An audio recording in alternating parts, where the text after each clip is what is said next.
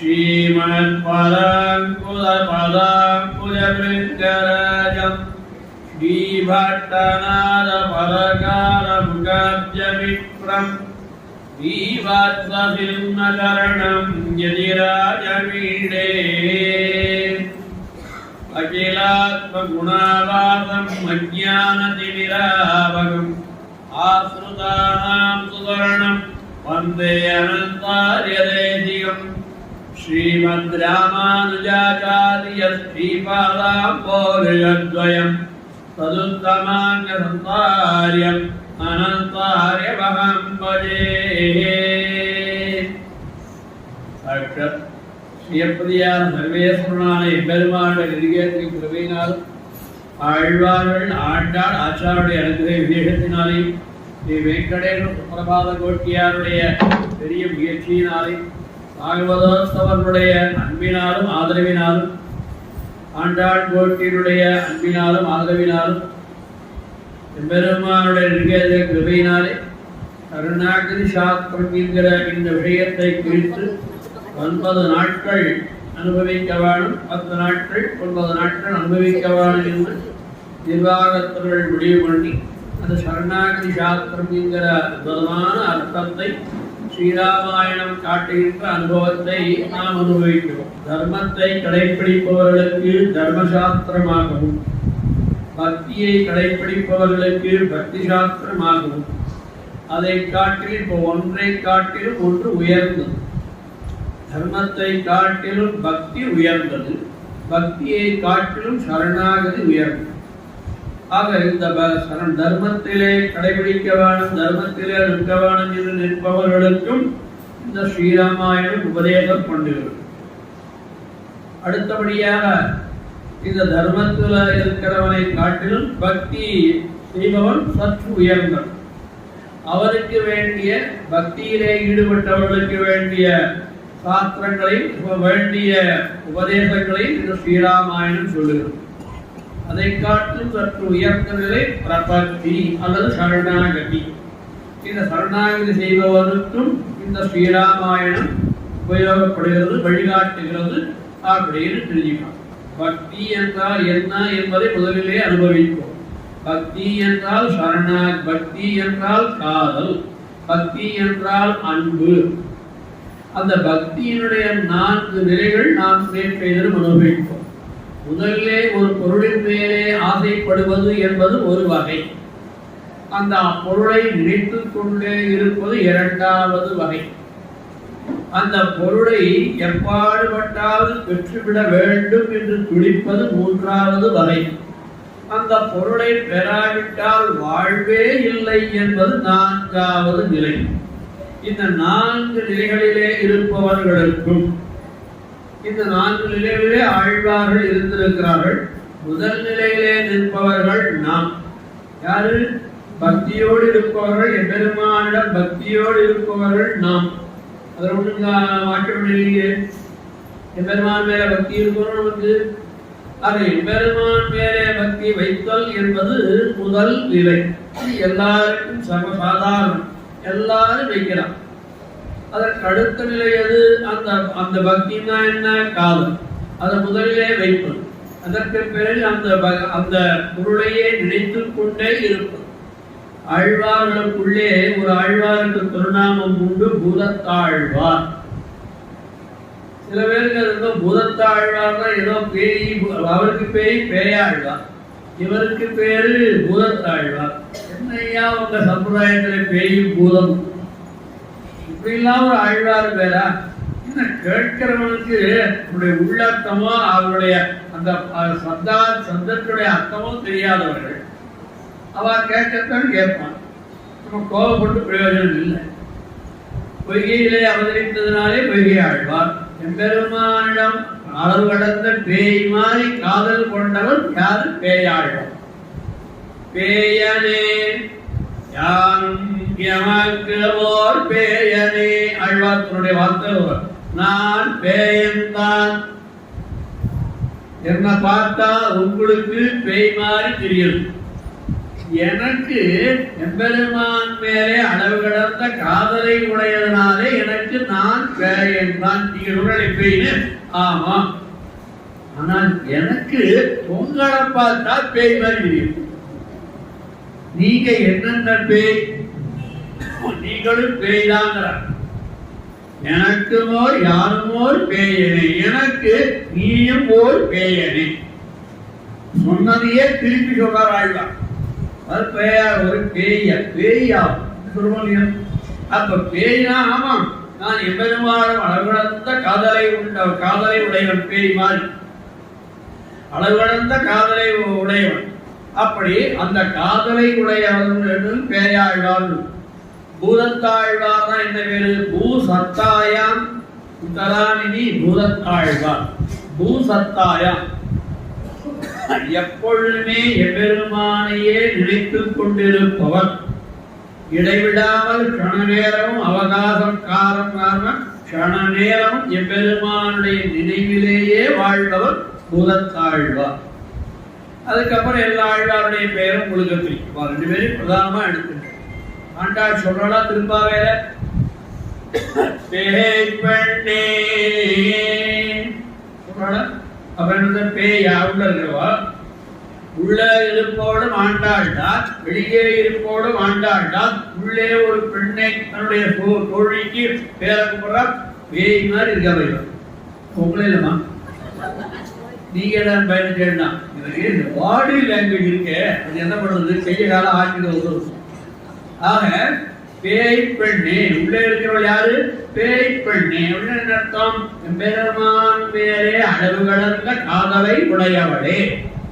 நாமெல்லாம் வைத்திருப்பது காதல், ஆழ்வார்கள் வைத்திருப்பது பேரமர் காதல். கடல் முறைய விளைவித்த காரணர் மேனி நம் கண்ணன் கடியனே.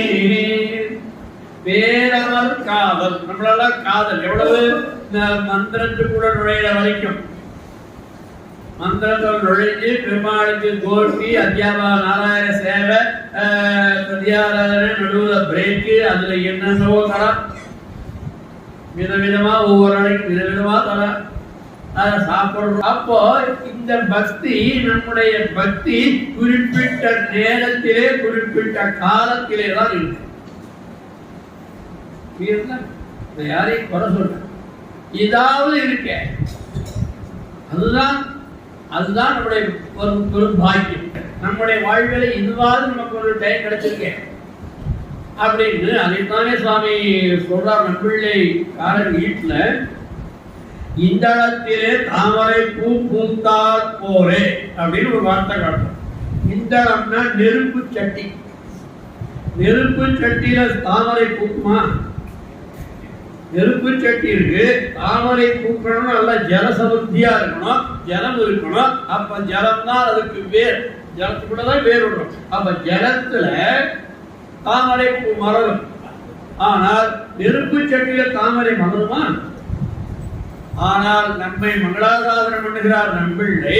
எத்தனையோ சாம்சாரிகமான விஷயம், சாப்பாடு, கூப்பாடு, ஆபீஸ், உத்தியோகம், பிசினஸ், வேலை, தொழில் அத்தனை பண்ணினாலும் அதற்கு நடுவிலே தாமரை பூ பூத்தா போலே, அந்த நெருப்பு கட்டிக்கு நடுவுல தாமரை பூ பூத்தா மாறி இந்த 1 மணி நேரம் 4 மணி நேரம் 9 to 4 மணி நேரம் 9 to 1 1.5 2 அது என்ன வருஷத்துக்கு ஒரு நாள், வருஷத்துக்கு ஒரு 10 நாள். அப்படி இந்த நேரத்தை நாம் பக்தியோடு தான் இருக்கோம் இல்லையா? இருக்குமா இல்லையாமா? இருக்குமா? ஆனால் என்ன சொல்லப்படுறது, எம்பெரு பேயாழ்வார் புதத்தாழ்வார் ஆவாளெல்லாம் இந்த மாதிரி ஒரு குறிப்பிட்ட டயத்துலதான் எம்பெருமானை நினைப்பது என்பது இல்லாமல் எப்பொழுது பார்த்தாலும் எம்பெருமானையே நினைத்துக் கொண்டிருப்பவர் ஆழ்வார்கள்.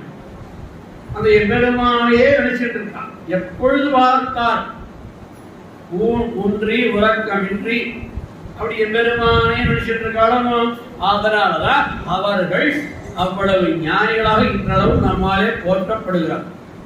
புரியுதா? அவளுடைய பக்திக்கு நம்ம பக்தி வித்தியாசம் தெரியுதா? இது இரண்டாவது நிலை. எது?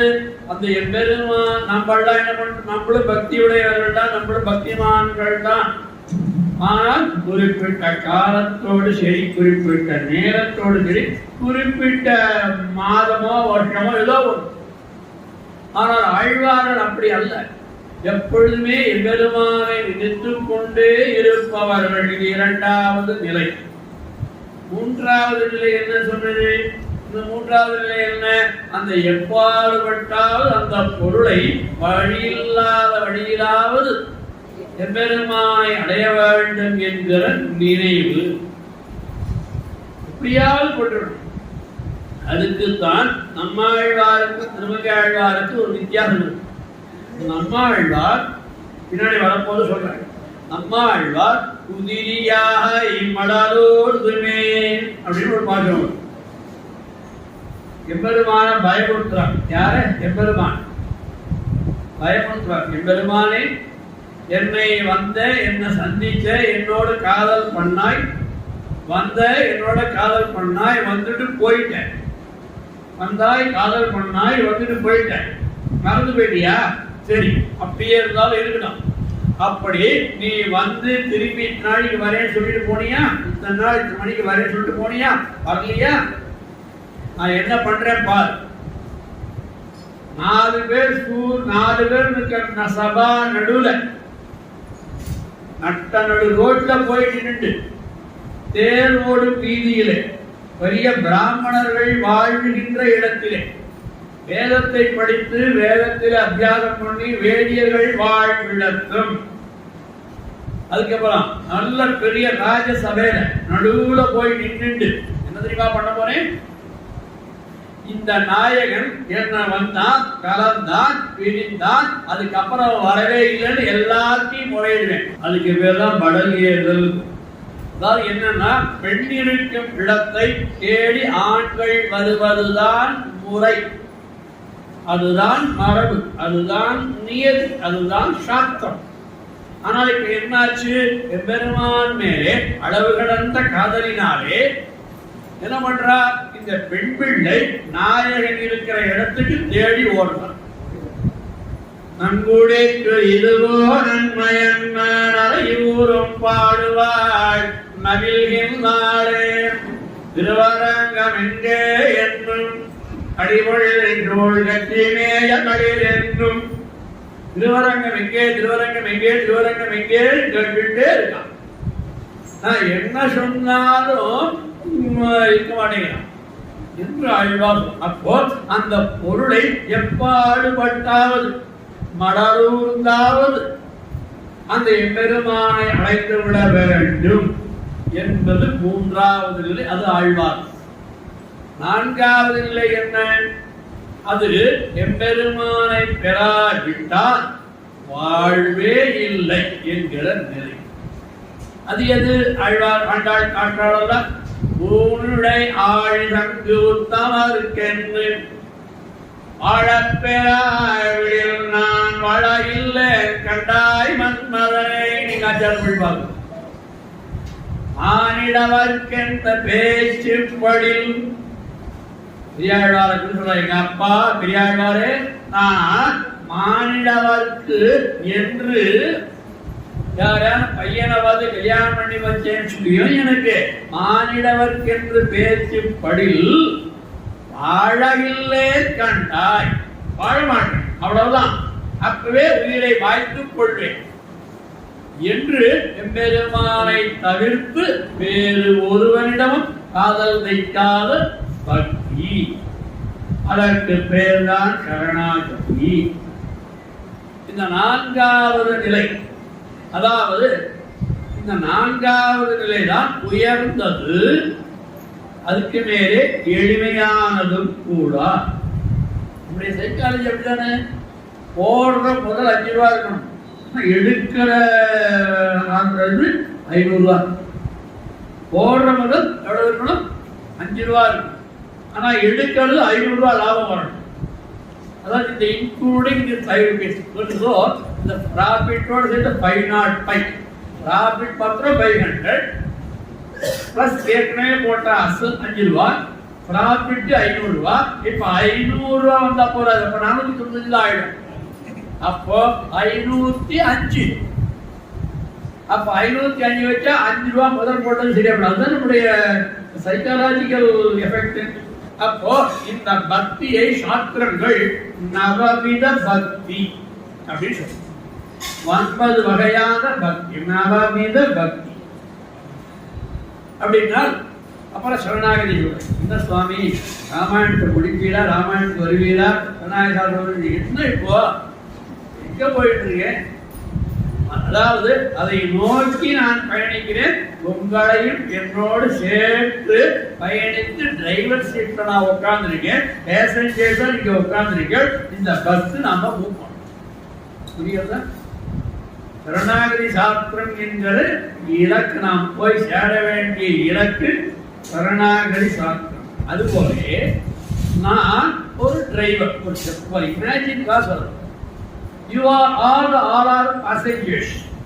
நம்ம போக வேண்டிய இடம் எது? அந்த சரணாகதி சாஸ்திரம் என்கிறது சாஸ்திரம். அப்போ அதுக்கு முன்னாடி ஒரு பிரயாணத்துக்கு போனோம்னா என்னென்ன பண்ணிக்கிறோம்? ஆக இப்ப இந்த பக்தி எப்படி இருக்கு சொல்லிட்டேனா? 4 வித பக்தி சொல்லிட்டேனா? இந்த 4 வித பக்தியும் 9 விதமான பக்திக்குள்ளே அடக்கம். பக்திகள் மெயின் சாப்டர். இவர் புஸ்தகம் போட்டுருக்கா, ஸ்ரீவஜன போகணும். ஒரு புஸ்தகத்துல என்ன பண்ணுவா, முன்னாடி அந்த புஸ்தகத்துல இருக்கக்கூடிய இண்டெக்ஸ் கொடுப்பாடா. பாத்துருக்கா புஸ்தகம் தான் 4000 எடுத்துங்களா. முன்னாடி திருப்பல்லாண்டு பக்கம், பெரியாழ்வார் திருப்பதி பக்கம், அடுத்தது 1000 பக்கம், இப்படி பக்கமா போட்டுக்காலே இல்லையா? எதுக்கு? இப்ப அமல்நாத பாக்கணும்னா இந்த இண்டெக்ஸை பார்த்து அந்த பக்கம் போயிட்டு திருப்பி வந்துடும். இல்லைன்னா பெரியாழ்வார் திருமொழி 400 தள்ளி, திருப்பாவூர் 30 தள்ளி, நாச்சியார் திருமொழி 50 தள்ளி, அதுக்கப்புறம் இருக்கிற பாசுரத்தை நாச்சியார் பெருமாள் திருமொழி சேமிக்கிறதுக்கு, முதலாவது அருணாச்சலம் சேமிக்கிறதுக்கு இப்ப இத்தனை தருணமா. இப்போ கையில் அந்த இண்டெக்ஸ் இருந்தா அந்த பேஜை பார்த்தோமா, சரி டக்குனு 50 பேஜா இல்லையா? அதுபோல இப்ப இந்த பக்தி என்பது ஒரு ஹெட்டிங்ஸ். 4000 பிரபந்தம் என்பது பொது, எல்லா கிரந்தங்களுக்கும் எல்லா பிரபந்தங்களுக்கும் பொதுவான திருநாமம் என்ன? 4000 பிரபந்தம். அதுக்குள்ள என்ன இருக்கு? திருப்பல்லாண்டு இருக்கு, 1000 இருக்கு, திருப்பள்ளி இருக்கு, அமல்நாதன் இருக்கு, கண்டிப்பாக இருக்கு, பெருமாள் மொழி இருக்கு, பெரிய மொழி இருக்கு, திருச்செந்தவர்க்கம் இருக்கு, இயற்பா இருக்கு, திருவாய்மொழி இருக்கு, மடல் இருக்கு, இத்தனையும் உள்ளது. அப்போ அது போலே சரணாகதி என்கிறதற்கு உள்ளே பக்தி என்பதை முதல் படியாக கொண்டு அந்த பக்தி 9 விதமான பக்தியை சொல்லி நவவித பக்தி. அது என்னன்னு பார்க்கலாமா? நவவித பக்தி. சிராவணம் முதல் படியது. நமக்கு பக்தி வருவதற்கு 2 விஷயம். ஒண்ணு என்னுடைய உபன்யாசம் அப்படிதான் இருக்கும்.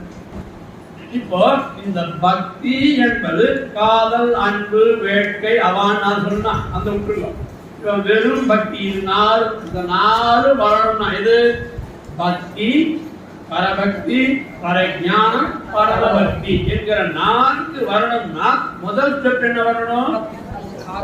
பக்தி வரணும். அந்த பக்தி எப்படி வரும்? நமக்கு பக்தி வரணும்னு சொல்லிட்டு எப்படி வரும்? முதலிலே அது 9 விதமாக வரும். 9 விதமாக வரும். முதல்ல எது வரணும்? சிரவணம், காதிலே கேட்பது.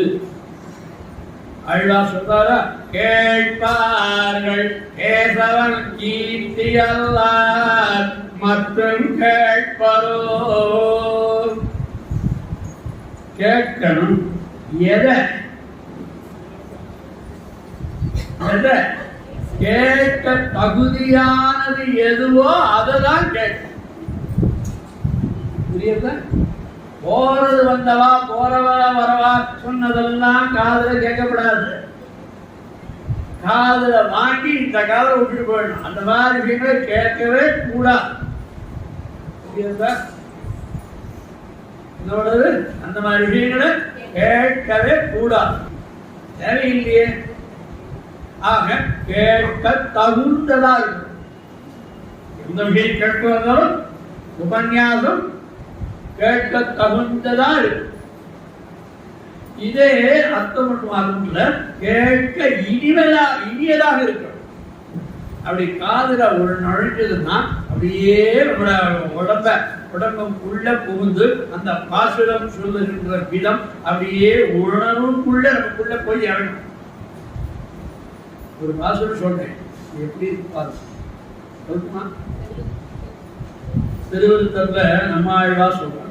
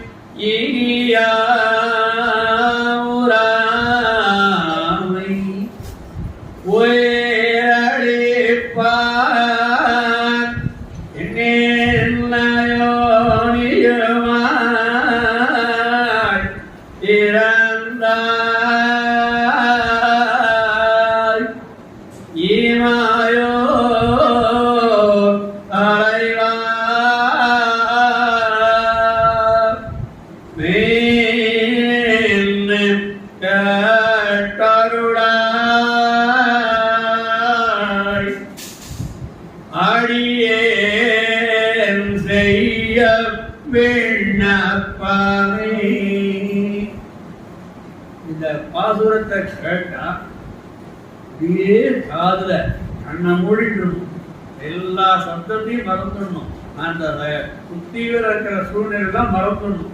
இந்த ஒரு பாட்டு இப்படி இந்த ராகத்தை அப்படி கேட்டா அப்படியே நமக்குள்ள அந்த ஆழ்வாரே வந்து உள்ள எப்படி இறங்கிடும். ஏன்னால் அந்த ஈர்ப்பு தமிழ் பாசுரத்துக்கு, ஆழ்வார் பாசுரத்துக்கு இருக்கக்கூடிய ஈர்ப்பு, தமிழ் மொழிக்கு இருக்கக்கூடிய ஈர்ப்பு, சம்ஸ்கிருதத்துக்கு அந்த ஈர்ப்பு உண்டு, தெலுங்கு பாஷைக்கு உண்டு, எல்லா பாஷைக்குமே அந்த ஈர்ப்பு இருக்கு. ஆசை ஈர்ப்பு. அப்போ கேட்கத்தக்கதா இருக்கணும். இரண்டாவது இனியதா இருக்கணும். மூணாவது பலனை தருவதாக இருக்கு. போனமா கேட்டமா வந்தமா அப்படின்னு இருக்கக்கூடாது. அந்த கேட்டது ஒரு பலனை தருவதா இருக்கு. இந்த 3 கண்டிஷன் என்னது?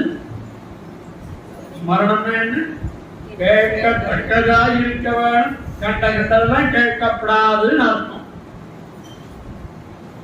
இவ அவாட்ட பேசுறது, அவா இவாட்ட பேசுறது, இங்கே அங்க பேசுறது, அங்கே இங்க பேசுறது, இங்கே இதை திருகிறது, ஒன்றுக்கு நாளா அங்க போய் வைக்கிறது, அங்க போய் வச்சது இங்க பத்த வச்சுட்டியே இங்க வைக்கிறது, இந்த மாதிரிலாம் இல்லாம எதை எதை கேட்கணுமோ, எது எது நமக்கு தகுந்ததோ, எது எது நமக்கு தக்கதோ அதை கேட்கவும். கேட்டது மட்டும் இருக்கப்படாது, அது இனிமையா இருக்கும். இரண்டாவது என்ன பண்ணணும், அது பலனை தருவதால். வீதியில போறோம், என்னென்னவோ பாட்டுகள்லாம் பாடுறோம், இன்னும் கேட்கிறோம், இனிமையா இருக்குன்னே வச்சுக்கோ. அதனால என்ன இப்ப ஆழ்வார் பாசுரங்களை சொல்றோம், ஆழ்வார் பாசுரங்களை கேட்கிறோம். அப்ப நமக்கு ஒரு பயன் இருக்கு. ஏன்னா எம்பெருமானுடைய திருவருளுக்கு பாத்திரமாகும்படி நம்மை செய்கிறது அந்த பால். உண்டா இல்லையா? உண்டா இல்லையா? அதனால இங்க எதிர்க்க உட்கார்ந்து பயப்பட எதிர்க்க உட்கார்ந்து ஏதாவது கேள்விகள் கொஞ்சம் நம்ம மாட்டி முடிக்க வேண்டியிருக்கு அப்படி. அதுக்காக அப்போ கேட்பதற்கு ஒரு பயன் இருக்க வேண்டும். அப்ப கேட்கத்தக்கதா இருக்கணும், கேட்பது இனிமையா இருக்கணும், அதுக்கு கேட்பதற்கு ஒரு பலன் இருக்கணும். அது சிரவணம். இது பக்தியினுடைய முதல் நிலை. அதனாலதான் சொன்னான், செல்வத்துள் செல்வம் செவி செல்வம், அச்செல்வம் செல்வத்துள் எல்லாம் தலை. இல்லையா? எம்பெருமானுடைய குணானுபவங்களா இருக்கும், பெரியோருடைய வரலாறுகளா இருக்கும், கேட்கத்தக்கது. அதுக்கப்புறம் அதுவும் இனிமையா இருக்கும், அதுவும் பயன் தரக்கூடியதா இருக்கும். 3 கேட்டகரி. இத அடுத்ததுல சொல்றேன். அடுத்தது சிரவணம். சிரவணம்னா அடுத்தது கீர்த்தனம். கீர்த்தனம், சங்கீர்த்தனம், ரெண்டு உண்டா?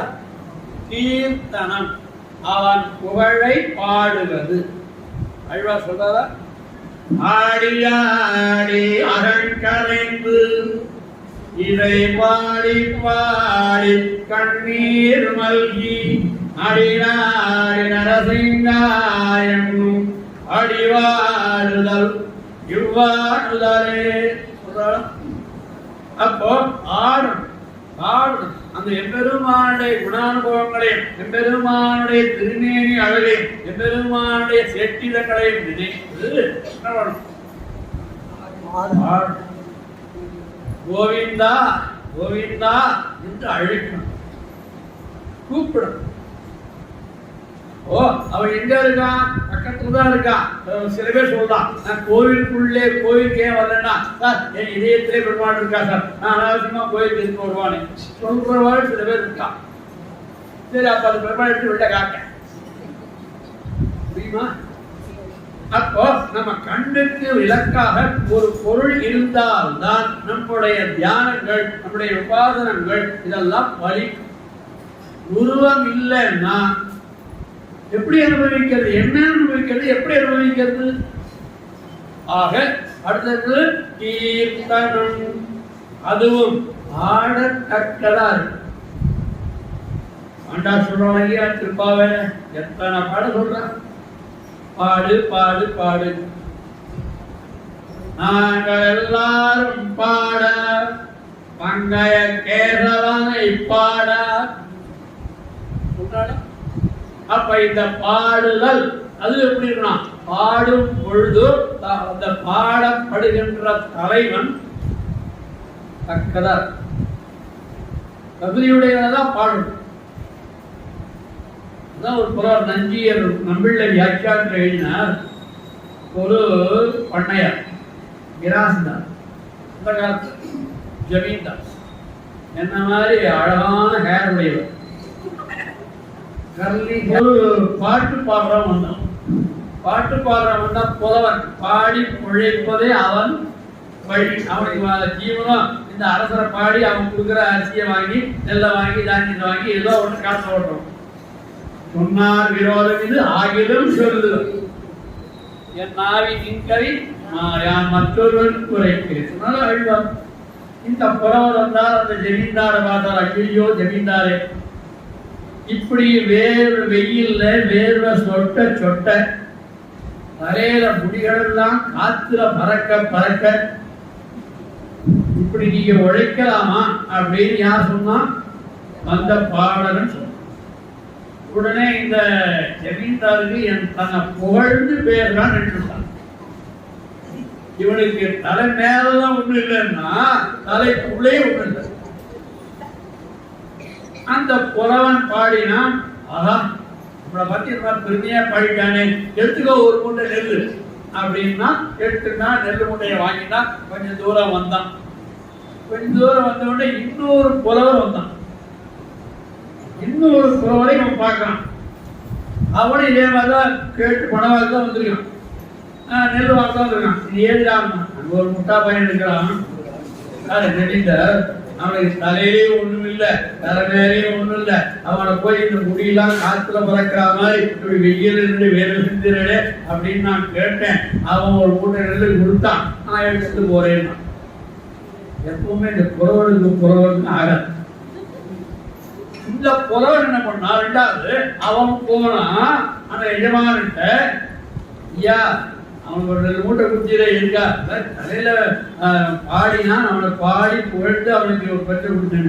அவன் என்ன பாடிட்டு போனான்னு தெரியுமா? போகோ சொல்லிட்டு போனான், அங்கிட்ட உங்களை திட்டிட்டு போறான். அவன் பாட வரல, உங்களை திட்டிட்டு போறான். அப்பதான் நினைச்சா இந்த யாரு, இந்த ஜமீன்தார், ஓஹோ இவன் சொன்னதுக்கு அப்புறம் தான் உண்மையா புரிஞ்சுது அப்படின்னு சரி அவன் கூட அவனை துரத்திட்டு ஓடுறான். யார ஏற்கனவே பாடினானே அந்த அந்த புறவனை துரத்திட்டு இந்த எஜமானோடைய வச்சானே பத்த வச்சானே அவனை ஓடி பிடிச்சி அடிக்கணும், தண்டனை கொடுக்கணும், அந்த நெல்லுக்குடியே கொடுக்கணும்ட்டு ஓடி பின்னாடி போனான். போனாலும் இந்த புறவன் தெரிஞ்சுட்டான், சரி பின்னாடி போனாலும் ஏதோ வச்சு வச்சுட்டான், அதனால நம்மளை தேடி வரான் அப்படின்னு ஒண்ணு நின்றுட்டான். சாமர்த்தியமா நின்றுட்டு திருப்பி சொன்னா, என்ன ஐயா ஏனையா இப்படி வெயில்ல ஓடி வரேன், என்ன பார்க்கணும்னு சொன்னா நின்னா கூட்டா வந்துருப்பேனே, என்னை பார்க்கறதுக்கு ஏன் இப்படி ஓடி ஓடி வரேன்? இப்படி கேசர் பழம் பறக்க பறக்க காத்துல பறக்க பறக்க நான் இருக்கிற இடம் வருவானே, கை கொடுத்துதான் வந்துருப்பேனும். இந்த எஜமானுக்கு என்னாச்சு, ஆஹா இதுவும் நம்மள புழகதான் நின்றுட்டு 2 மூட்டை எடுத்துப்போம் சொல்லுவேன். அப்ப அது தகுதி இல்லாத இடத்திலே தகுதி இல்லாதவனை பாடி பரிசு பெற்ற இன்னும் பிரயோஜனம் தான். ஆக அந்த கீர்த்தனம் என்பது ஆட தகுந்ததாய் இருக்கிறது. அவன் கீர்த்திமை பாட போய் பிள்ளைகள் எல்லாரும் அவை களம் புக்கார் நாமம் பரவும் நவீன்னு சொல்றான். அப்ப பாடுதல், அதுக்கு அடுத்தபடியா அந்த பாடுதலும் இனிமையாக பாடணும். இந்த குரலிலே அந்த பாவம் வரணும். சில பேரை பாடணும்னா தயவு செய்து பாட சொல்லக்கூடாது. கல்யாணத்துலாம் போனா இந்த ஆக்கி எடுக்கணும்னா ஒரு லட்சுமி கல்யாண சிவோகமே அப்படி பாடுனா பாட சொல்லக்கூடாது. பாட சொல்லிட்டா அவளை நிற்க வச்சுட்டு கச்சேரி அவளை படுகிறது நம்ம எல்லாம். ஆக என்ன பண்ணலாம், கேட்பதற்கு இனிமையாக இருக்க வேண்டும். அங்கே முதல்ல கேட்பதற்கு இனிமையாக இருக்க வேணும், கேட்பதற்கு தகுதியுடையதாக இருக்க வேண்டும். இவ்விடத்திலே என்ன பண்ணணும், கீர்த்தனம். அந்த கீர்த்தனம்னு வந்ததுதான் சங்கீர்த்தனம். கீர்த்தனம்னா சாதாரண பாடல்கள், சங்கீர்த்தனம்னா இந்த 7 ஸ்வரங்களை உள்ளடக்கிய கீர்த்தனைக்கு பெயர் சங்கீர்த்தனம். சம் ச என்றால் நல்லதான இனியதான. ரோஜா சரோஜா, ரோஜா சரோஜா. ரோஜா தனியாக இருந்தால் ரோஜா, அது எம்பெருமான் தொழிலே சமர்ப்பிக்கப்பட்டு அது பிரசாதமாக வந்தால் அது ரோஜா இல்லை, சரோஜா. அப்போ பாட தகுந்ததா இருக்கணும், இனிமையா இருக்கணும். பாடினால் பலன் கிடைக்க வேண்டும். இங்கே பார்க்கலாம், கைசிய வித்தாந்தத்திலே பார்க்கலாம். கைசிகேகாசி கைசிக விற்த்தாந்தம் உங்களுக்கு தெரியுமா? ஒரு பிரம்மராட்சசு திருக்குறங்குடி வன காட்டுல ஒரு யாகம் செய்த பிராமணன் நடுவிலே அந்த யாகத்திலே சில இடர்பாடுகள் ஏற்பட பிரம்மராட்சசா மாறிவிட்டார். அங்கே போகின்ற வரிகளை எல்லாம் சாப்பிடுறது, மாமிசம் தின்னதுதான் நம்முடைய சுபாவம். அப்படி இருக்கும் பொழுது ஒரு நாள் இந்த நம்பாடுவான், நம்மளுக்கு பேர் நம்பாடுவான் டெய்லி திருக்குறுங்குடிக்கு போய் அவர்கள் கிராமத்தில் புறப்பட்டு திருக்குறுங்குடிக்கு போய் திருக்குறுங்குடி பெருமாளை பாசுரத்தார பாடிட்டு திருப்பி வரக்கூடிய சுபாவம் உடையது. அது நம்பாடுவான். ஒரு நாள் இந்த வனத்து வழியா போனோம். அப்ப இந்த பிரம்மராட்சசு பிடிச்சு, நான் உன்னை தின்ன போகிறேன்னு சொன்ன. அப்ப இந்த நம்பாடுவான் சொன்னா, இல்ல இல்ல, நான் இன்னைக்கு பெருமாளை சேவிச்சே ஆகணும், போயிட்டு திரும்பி வந்துடுறேன், வந்துட்டு உனக்கு சாப்பாடாக ஆறேன் அப்படின்னு. இவன் நம்பல, டாக்டர் பிரம்மராட்சசு நம்பல. சரி, 32 விதமான சபதங்களை சொல்லுகிறான். யார் இந்த நம்பாடுவான்? இந்த 32 பாவங்களை பண்ணியவர்கள் என்ன கதியை அடைவார்களோ அந்த கதியை அடைவே நான் திரும்பி வராவிட்டால், நான் வந்து திரும்பி வந்து உணவாகிறேன், அப்படி வராவிட்டால் நான் உனக்கு உணவாகிறேன் அப்படின்னு. சரி அப்படின்னு கடைசியில் நம்பிக்கை வந்து போகணும். போகணும்னா போனா பெருமாளை பாடினா திருப்பி வந்தான். அதே வழியிலே வந்தா அங்க பெருமாள் ஒரு பிரம்மச்சாரி வேஷத்துல வந்து, இந்த பக்கம் போகாத, நம்ம இவன் பிரம்மராட்சசு இருக்கான், நீ இந்த பக்கம் போ, அந்த பக்கம் போகாத அப்படின்னு தடுத்தான். அப்ப சொன்னான் இவன் நம்பாடுவான், இல்ல இல்ல, நான் சொன்ன வார்த்தையை காப்பாற்றியே ஆகணும், நான் போய் தீருவேன் என்று வரான். வந்த உடனே இந்த பிரம்மராட்சசு, ஆகா நம்மகிட்ட தப்பிச்சுட்டு போனவும் திருப்பி வந்தனால என்ன நேர்மை. அப்ப அவன் சொன்னான் பிரம்மராட்சசு, நீ பாடினியே அந்த பாட்டில் ஏதாவது பயனை எனக்கு கொடு. அப்போ அவன் பாடினான். யாரு? பாடுவான் பாடினான். அந்த பாட்டின் பயனை பெற்றவன் யாரு? பிரம்மராட்சசு. அந்த பிரம்மராட்சசு அந்த பாட்டின் பயனை பெற்று அந்த பிரம்மராட்சசனம் நீங்கி சுபாவமாக ஆனான். இது திருக்குறங்குடியிலே இன்றளவும் நடைபெறுகின்ற கைசிக ஏகாதசி அன்றைக்கு. அது சில பேர் தப்புதமா சொல்லலாம், அது கௌசிக ஏகாதசி இல்லை. கௌசிகன்னு வேற, கௌசிகன்னா விஸ்வாமித்திரனுக்கு பேர். கௌசிகனுக்கு கைசிகனுக்கு சம்பந்தமே இல்லை. கௌசிக ஏகாதசி கைசிக ஏகாதசி. அந்த கைசிகம் என்கிற பண்ணை அந்த பாடி அந்த பாட்டினுடைய பிரயோஜனத்தை இவனுக்கு தானமாக தந்து இவன் தன்னுடைய பழைய நிலையை பழைய நிலையை அடைந்தான். இன்னைக்கு அதை நாடக ரூபமா நடித்து காட்டுகிறார்கள் திருக்குறள். அதை நடத்துபவர்கள் யார் அப்படின்னா தேவதாசிகள். எம்பெருமானுக்கே என்று தன் வாழ்நாளை அர்ப்பித்தவர்கள். கல்யாணம் பண்ணிக்காது அவனுக்கு பெருமாளுக்கு கொண்டு கொண்டது வழக்கமாக பெருக்கிறது, பாத்திரம் தேய்க்கிறது, இந்த மாதிரி பெருமாளுக்கே அச்சுத்தி இருந்தவர்கள், பெருமாள் கைங்கரியத்திற்கே அச்சுத்தி இருந்தவர்கள் தேவதாசிகள். அந்த குடும்பத்தை சேர்ந்தவர்கள் இன்னைக்கு வந்து பண்றாங்க. கைசிக விற்த்தாந்தம் ஆயிட்டு கைசிக ஏகாசி. ஆக இப்போ எழுந்து வரேன். அதுபோல அது இனிமையா இருக்கணும். அவன் பாடினது பலன் தருவதாய் இருக்கணும். எப்ப சிரவணம் இருக்கணும். அடுத்தது மரணம். மரணம் நல்லா கவனியும். மரணம் இல்ல ஸ்மரணம். பறிக்கலைன்னா ஸ்மரணம், இல்லைன்னா மரணம் தான். ஸ்மரணம் அப்படியே அந்த எம்பெருமானுடைய குணானுபவங்களை அப்படியே நினைச்சுட்டே ஸ்மரணம்.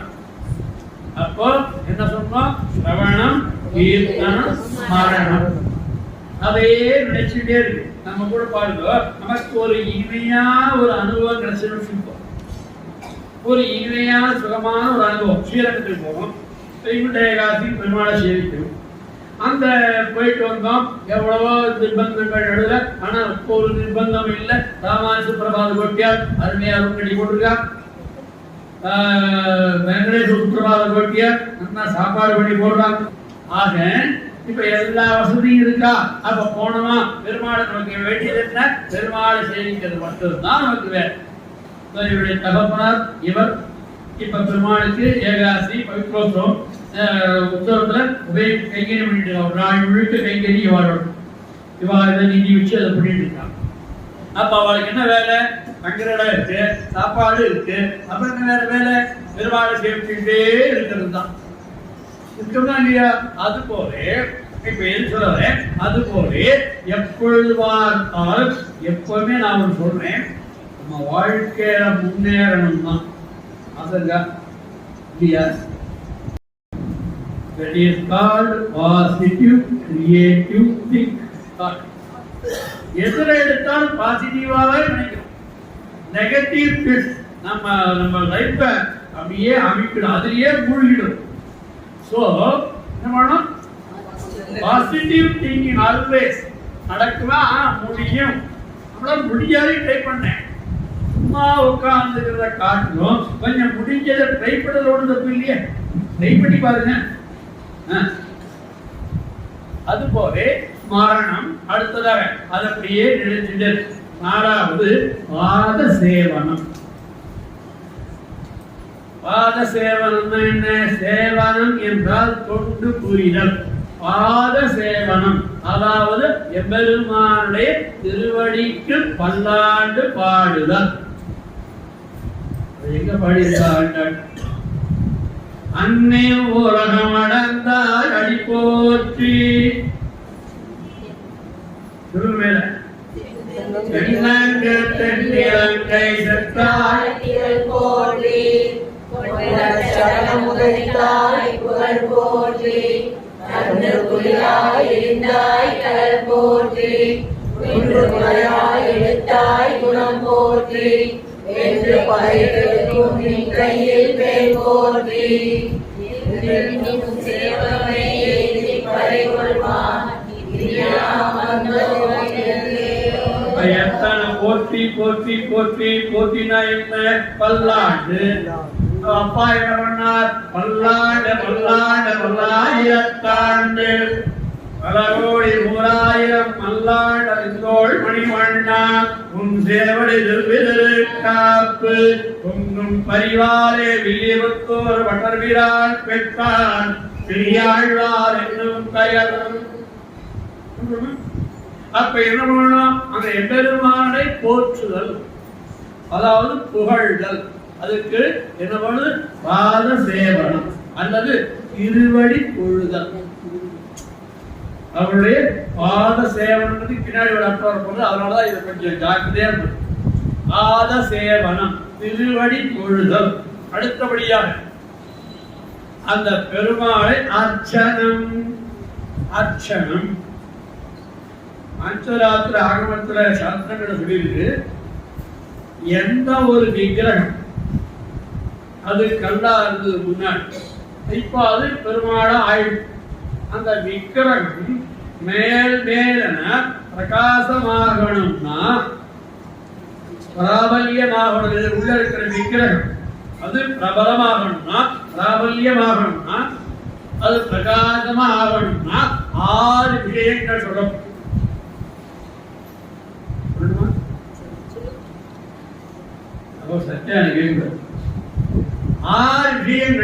ஆறு விஷயங்களினாலே எப்பெருமானுக்கு பிரகாசம் ஏற்படுகிறது என்று ஆகம சாஸ்திரங்கள். என்ன? ஒன்னும் எப்பெருமானுடைய வடிவழகு. வடிவழகு நன்னா இருந்ததுன்னா, அந்த பின்னங்கள் இல்லாம இருந்தாலும் அது நல்லா நமக்கு பிரகாசமா இருக்கும். இரண்டாவது அந்த சன்னதியினுடைய அர்ச்சகன். அர்ச்சகன் பண்ணுகிற அர்ச்சகன் அவன் நல்லா சுஸ்பஷ்டமா இருக்கும். நேரங்களோட இருக்கும். கேரளா பக்கங்கள்லாம் பார்க்கிறோம். அப்படியே விடியாத 3 மணிக்கு எழுந்து அந்த பம்பேரை தீட்டா மட்டும் அந்த ஈரத்தோடு தான் கர்ப்பகத்தை உள்ள போவோம். ஏன்னா நமக்கு பூலாம் ஒண்ணு அங்கெல்லாம் தீர்த்தா பிரசாதம் புண்ணியம் புண்டா புளியாரம் புத்தியம் ஒன்றும் கிடையாது. அந்த சந்தனம் பூவை எடுப்பா இப்படி இப்படி தூக்கி போடுவோம், அவ்வளவுதான். அவர் கைப்படாது. அவ்வளவுதான் அந்த சிஸ்டம். அதுதான் இது அர்ச்சகன். மூணாவது அர்ச்சனை. பெருமாளை திருநாமங்களை அடிக்கடி சரஸ்நாமம் சொல்லிட்டே இருக்கும். இங்க சொல்லிட்டு இருக்கான். சரஸ்நாமங்கிறது அர்ச்சனை பண்ணிட்டே இருக்கணும், அஷ்டோத்திரம் பண்ணிட்டே இருக்கணும், சரஸ்நாமம் அர்ச்சனை பண்ணிட்டே இருக்கணும். யாரான் நம்ம கோயில போனா கேட்பா சில பேர், சுவாமி நம்ம அர்ச்சனை பண்ணாம கூடாது. அர்ச்சனை பண்ணுங்க. அர்ச்சனை பண்ணா ஒரு லாபம், ஒரு 5 நிமிஷம் பெருமாளை சேவிக்கலாம், நின்று சேவிக்கலாம். ஆனா அர்ச்சனை என் பேர்ல வேண்டாம். மம குடும்பஸ்ய பாரத்வாயுகோத்ரஸ்ய துலாராதோஜாதஸ்ய ஸ்ரீனிவாசர்மணः சைத்ரா நட்சத்திரைத்தாயாம் ஸ்ரீ விஷ்ணுயோக மம தர்மபத்னியாக மம குமாரः குமார்த்தியः அப்படி ஒரு இவ்வளவு ஒரு லிஸ்ட் கொடுக்க வேண்டாம். புரியுதோ? அர்ச்சனை பண்ணுங்க, வேண்டாம் சொல்ல சம்பாவனை நிறைய சேர்ந்தா. ஆனா இந்த கோத்திரம் கோத்திரசிய மனைவி புள்ள மாட்டுக்குணு டப்பா நீங்க வரப்போறது வந்து உள்ள இருக்கிறது அதுக்கு அதுதான் இங்க சொல்லணும். பெருமாள் பேர்லயா இப்போ அங்க அர்ச்சனை பலனுக்காக பண்ணல, அங்க அர்ச்சனை பெருமாளை நின்று 5 நிமிஷம் சேவிக்கிறதுக்காக. புரியுதா? அப்ப அர்ச்சனை இது இரண்டாம். அர்ச்சகன் சரியா இருக்கணும். அர்ச்சனை பண்றவன் சில அர்ச்சனை பண்ணணும். அதுக்கு மேல நிறைய நைவேத்தியம் பண்ணணும். எவ்வளவு பெருமாளுக்கு சமர்ப்பிக்கணுமோ அவ்வளவு சமர்ப்பிக்கணும். அதனாலதான் நித்தியப்படியே அண்ணா பெருமாளுக்கு பழி பண்றோமா, ஏதோ ஒரு நாளைக்கு ஒரு புடி குறைஞ்சிருக்கலாம், ஒரு படி குறைஞ்சிருக்கலாம், ஒரு காய்கறி குறைஞ்சிருக்கலாம், ஒரு கிளாஸ் பேங்க குறைஞ்சிருக்கலாம். அதுக்காகத்தான் திருப்பாவாடை அப்படின்னு ஒரு நாள் பெருமாளுக்கு வச்சோம். திருப்பாவாடை அர்த்தம் என்ன அப்படின்னா, பெருமாளுக்கு நிறைய அன்னம் போட்டு நல்லா பண்ணுவாங்க. அதை திருமணம் வச்சு மேல வெண்ணெய் எல்லாம் போட்டு பழங்கள்லாம் நட்டு. எதுக்காக? அது நல்ல கூட்ட உற்சவம் பிரதிஜீனம் நடக்கிறது திருமலையில. ஏன் ஒரு கால் நித்தியப்படியில பெருமாளுக்கு பண்ணுகின்ற சாதம் குறைஞ்சு போச்சுன்னா அதுக்கு பிராய சித்தமாக இந்த திருப்பாவாடை உற்சவம். நித்தியப்படி திருவாராதனை பண்ணும் பொழுது ஏதான் குறைவு வந்து சொன்னால் அதுக்காகத்தான் கைசிகை ஏகாதசி அன்னைக்கு 365 திருவாராதனம். இப்ப திருவல்லிக்கேணியில துவாசாராதனம் ஒரு நாள் பண்றாடா, நாளைக்கு பண்றா திரும்ப சீரகத்தார் 365 திருவாரம், 365 சால்வ, 365 போர்வை, 365 மாலை. பெருமாளுக்கு பூச்சாண்டி சேவை சொல்லுவார். இதுக்கு அப்போ அந்த நைவேத்தியம் அவ்வளவு சமர்த்தியா இருக்கு. உங்க குழந்தைக்கு எவ்வளவு பண்ணா உங்க பேருக்கு அதனால கம்மாது உங்க பேரனுக்கு நீ சாப்பாடு எவ்வளவு அவங்களுக்கு பேர் சாப்பிடுவோம். நம்மாவது குழந்தைக்கு இன்னொரு கால் அடாக்குன்னா குழந்தை மாதிரி மாட்டிட்டீங்க. ஆழாக்குன்னா இவ்வளவுமா நம்ம குழந்தைக்கு சாதம் எவ்வளவு அந்த கால் ஆழாக்கு பண்ணி 4 குழந்தைக்கு சாப்பிடலாம்.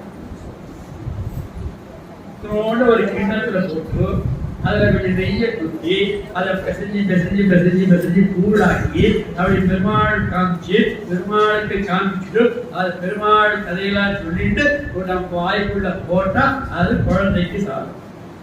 என்ன பண்ணுவோம்? இந்த காலத்துல அது இல்லை. எங்க அம்மா எப்படி என்ன வளர்த்தாங்கன்னா, பெருமாளுக்கு அமிர்தம் பெருமாள் அழுதுபார், சக்கரத்தபார், நங்கப்பார், அழ்வார் பாத்திரங்கள் அப்படின்னு ஆழ்வார் பாத்திரத்தான் ஊட்டியே வளர்த்தான்.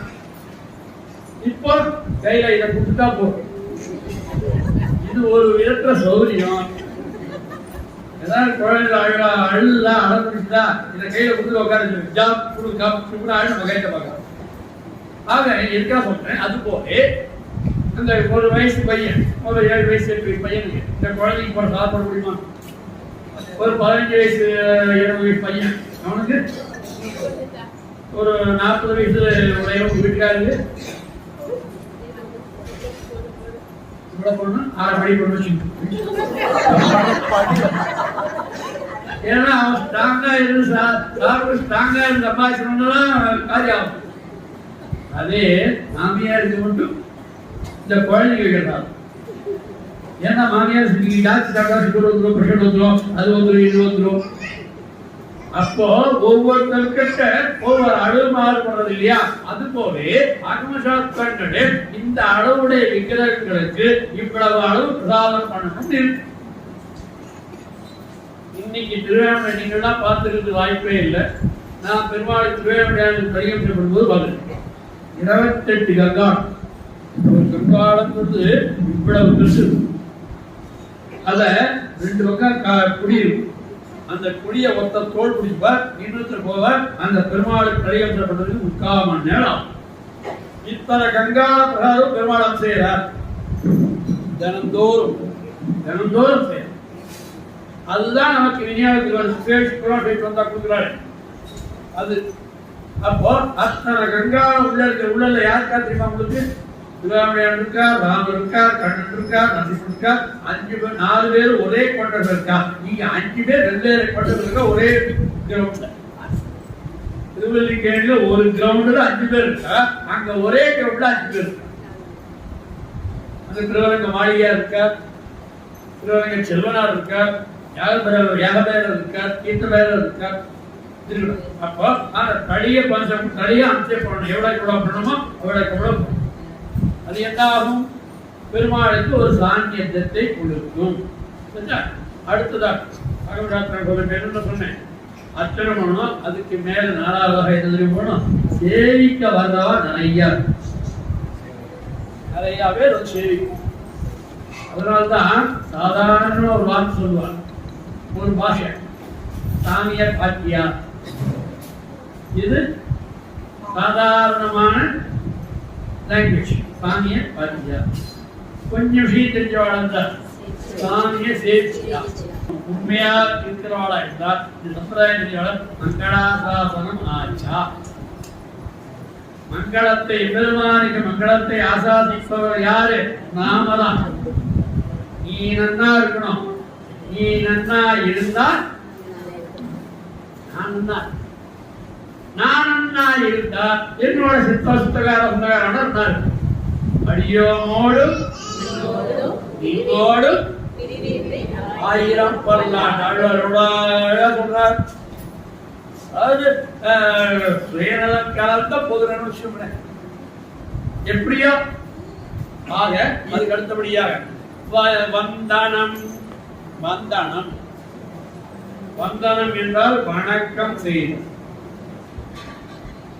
வந்தனம் வணங்குது. எப்படி வணங்கும்? அதுக்கு ஒரு கிரமம். எப்படி வணங்கும்? வந்தனம்னா அப்படியே 2 வார்த்தை நம்ம நிச்சயமா தெரியும். நேற்று 3 வார்த்தை இங்கிலீஷ் சொல்லணும்னா இனி சம்பிரதாயத்துல 2 வரி தெரியும். 2 தெரியும். என்னன்னா ஒன்னும் அடியே முதல்ல, 2வது ராமானுஜ தாசன் அப்படின்னு சொல்லணும். 3வது பொருத்தியார பார்த்து மாமான்னு சொல்றது உடனும். ஏன் சுவாமின்னு கூட என்ன பிரதிபலோட கௌரவம் அப்படியே இறங்கி போயிடுமா? நான் என் திருமாளிகை சிஷ்யால ஒத்தப்படல் இதுவரைக்கும் பேசவே மாட்டேன். போன்னு சொல்ல மாட்டேன். வாரும் ஏன்னா இவர் என் என்னோட எங்கிட்ட சமாசனம் பண்ணிட்டவா இருக்கலாம். ஆனால் என்னுடைய திருமாளிகை சிஷ்யம். அப்ப அந்த ஸ்தான ஒரு மரியாதை இல்லையா? எதுக்கு அது போல வணங்குதல். எப்படி வணங்கணும்? நான் குலத்திலே பெரியவன் என்கிற எண்ணம் இல்லாமல், நான் கல்வியிலே சிறந்தவன் என்கிற எண்ணம் இல்லாமல், நான் புகழிலே பெரியவன், நான் படித்த படிப்பு அப்படிங்கிற எண்ணம் இல்லாமல் வணங்க வேண்டும். கணிபாதேன சேவையா பரிப்பிரஷ்னேன சேவையா சொல்றாரு. கீழே வேறற்ற ஒரு மரத்தை வேரை வெட்டினால் அது எப்படி கீழே விழுவோம் அப்படி விழ வேணும். விழுந்தோடு இல்ல, ஐயோ சாப்பிட்ட கிழித்தே இவன் காலில் விழணும்னு அப்படின்னு நினைச்சிட்டு பண்ணக்கூடாது. அதுக்கப்புறம் என்ன பண்ணணும்? நான் படிப்புல பெரியவன், நான் படிச்ச படிப்பு ஏகப்பட்ட படிப்பு, அதெல்லாம் எதுக்கு பிரயோஜனம்? அதை சுவாமி சொல்றார் சீவஜன்மத்துல, செருப்பு புத்தவோ பாதி. அது செருப்பு தைக்கிறவன் கூட படிக்கிற படிப்பு. என்னென்னோ படிப்பெல்லாம் படிக்கிறாங்க. ஆக அப்ப எது படிப்பு? பெருமான் விஷயமாக என்ன படிச்சிருக்க? LKG, UKG, suspended, degree, post graduate, nothing. அப்போ என்ன பண்ணணும்? அப்போ படிப்பிலே பெரியவன் என்கிற எண்ணம் இல்லாமல், செல்வத்திலே பெரியவன் என்கிற எண்ணம் இல்லாமல், குலத்திலே பிறந்தவன் என்கிற செருக்கு இல்லாமல், இதைத்தான் மொழியை கடக்கும் பெரும் புகழான் பஞ்சமுக்குறுப்பான் குழியை கடக்கும் நம் புறத்தாழ்வான் சரண் கூடியவன். இந்த முக்குறும்பு அறுத்தவர் அவர். இந்த முக்குறும்புல ஒன்று நம்மகிட்ட இருந்தாலே போதும். நான் யாரு தெரியுமா? நான் வைக்கிற ஒன்று டப்புக்கு நீ வெங்கடேஸ்வர மந்திரம் யோஜனை ஏமி ஏமி அலங்காரமும். அப்போ என்ன வேணும்? இந்த மாதிரி சேவிக்கணும். அதுக்கு அடுத்தபடியா வந்தனம் ஆயிட்டா தாசியம். வந்தனம் வேற, தாசியம் வேற. வந்தனம்னா கீழே விழுந்து சேவிக்கணும். தாசியம் என்றால் கொண்டு புரிதல். பெருமானுக்கு கைங்கரியமா ஏதோ ஒன்று நம்மளால முடிஞ்ச கைங்கரியமா தாசியம். அதுக்கு அடுத்தபடியாக தாசியம்னா தொண்டு புரியணும். எப்படி? அதுக்கு ஒரு நாள் அது உபநேசம் தனியா வைக்கணும். எப்படி தொண்டு புரியணும்? ஒழிவில் காலமெல்லாம் உடனாய் மங்கி வழுவிலா அடிமை செய்ய வேண்டும் நாம். கிளருளி இளமை கெடுவதன் முன்னம் வளருளி மாயோன் மருவிய கோயில். அந்த இளமையில இருக்கும் போதே நம்ம இங்கிருக்க சிறந்தையா பண்ணணும். அப்போ அதுக்கு அடுத்ததாக சக்கியம். சக்கியம் என்றால் என்ன? எம்பெருமானே, you are my friend, I am your friend. இப்படி நினைக்கணுமா? அதனால்தான் அர்ச்சகாலுக்கு என்ன சொல்லப்பட்டிருக்கு? ஆகமசாஸ்திரத்துல அர்ச்சகால் சொல்வது என்ன சொல்லப்பட்டிருக்கு? அந்த அர்ச்சனை பெருமாளுக்கு திருவாராதனம் பண்ணும் பொழுது அந்த பெருமாளை பெரு கல்லு விக்கிரகம் என்று நினைக்காமல் தன்னுடைய குழந்தையாகவே நினைத்து பண்ண வேண்டும். நம்ம குழந்தைக்கு அலங்காரம் பண்ணி பார்க்கணுமா? இப்ப வெண்டைக்காய் சாத்திரிக்காக யாருக்காக? யாருக்காக? அவனுக்கா? அவன் சொன்னா எனக்கு வெண்டைக்காப்பு சாத்து, வெண்டைக்காப்பு சாத்திரிக்கான ஒரு சொன்னான். அவனுக்கு வெண்டைக்காப்பு சாத்தி பார்க்கறது நமக்கு ஒரு ஆனந்தம். அவனுக்கு திருமஞ்சனம் பண்ணி பார்க்கறது நமக்கு ஒரு ஆனந்தம். அவனுக்கு புஷ்பங்கள் சமர்ப்பித்து அந்த அலங்கார சேவையை பார்ப்பதற்கு நமக்கு ஒரு ஆனந்தம். நம்மாத்து குழந்தைக்கு அதுதான் இங்கே சொல்றோம். அதுதான் என்ன அர்த்தம்? சக்கியம், தோழனாக. ஃப்ரெண்டுன்னா நம்ம சாதாரணமா பாருங்களேன். ஃப்ரெண்டுன்னா யார்? நமக்கு நம்மகிட்ட இந்த பின்னாடி சுரண்டி போட்டுருக்காங்க. உடுக்கை உடுக்கை இழந்தவன் கைபோலே ஆங்கே இழுக்கண் அடைவதாம் நட்பு. அது மாதிரி இருந்தால்தான் நட்பு. ஆக சக்கியம். அதுக்கு அடுத்தபடியாக கடைசியாக ஆத்ம நிவேதனம். இதுதான் முக்கியம். இது ஒன்றை காட்டிலும் உயர்ந்தது, ஒன்றை காட்டிலும் உயர்ந்தது, ஒன்றை காட்டிலும் உயர்ந்தது. இப்படி நவவித பக்தி. இது பக்தியினுடைய லட்சணம். இந்த நவவித பக்தியும் ராமாயணத்திலே இருக்கிறது. இந்த நவவித பக்தியும் இப்ப அதை சொல்லணுமா இல்ல மேல போடணுமா? இந்த நவவித பக்தி சொல்லுங்க. இந்த சாப்பாட்டு நவவித பக்தியும் எங்க இருக்கு? அப்ப நவவித பக்தியும் ராமாயணத்துல இருக்கு. அதற்கு மேலே நான் சொன்னேன், இது பக்தி நிஷ்டனுடைய வகை நிலை. இதற்கு அடுத்தது என்ன சொன்னேன்? மார்க்கம் சொல்லும்போது பக்தி மார்க்கம், இன்னொன்னு பிரபத்தி மார்க்கம், சரணாகதி மார்க்கம். சொன்னா ரெண்டு வழி. எது சுலபமான வழி? பக்தி மார்க்கத்திலே செல்கின்றவனை காட்டிலும் சரணாகரனாக எப்பெருமானை பற்றின வழி இருக்கிறது. இந்த சரணாகதி மார்க்கம், சரணாகதி மார்க்கம் தான் சிறந்தது. பக்தி மார்க்கத்தை காட்டிலும் சரணாகதி மார்க்கம் சிறந்தது மட்டுமல்ல, எளிமையானது. கஷ்டப்பட வேண்டாம். கர்மயோகம் பண்ணுனா வீடு கண்ணும் எப்படி இருக்கணும்? அப்படி உட்காரு, கிழக்கு முகமா உட்காரு, கைகால் இப்படி வச்சுக்கோ, நேரம் உட்காரு, நேரம் ஒரு பொருளை பார்க்காத, அப்படியே நேரம் உட்காரு, கையை இப்படி வெய்ய, இப்படி வெய்ய, இப்படி வெய்ய, உள்ள வாங்க, வெள்ள விடு, வெள்ள வாங்க, உள்ள விடு.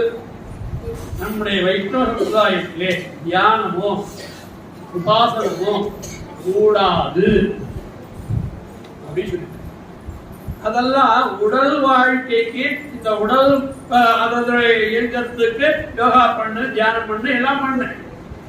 பட் நாட் இது எம்பெருமானிடம் நம்மை சேர்க்காது. அதனால நாதமைகள்கிட்ட குருவை காவலப்பனும் உய்ய கொண்டார் என்ன வாங்கினார்? எனக்கு 4000 கொடுக்கணும் உய்ய கொண்டாரு. குருவை காவலப்பன் யோக சாஸ்திரை வாங்கி போனதா இல்லையா? அந்த குருவை காவலப்பன் சன்னதி சேர்ச்சிருக்காளா யாராவது?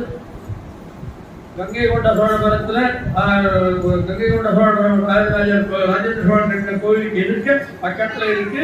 இது குருகை காவலம் போனா சேர்த்துக்கோங்க. அந்த பக்கம் போனா கங்கை கொண்ட சோழபுரம் ரயில் பெரம்பலூர் இது பண்ணிருந்தாங்க.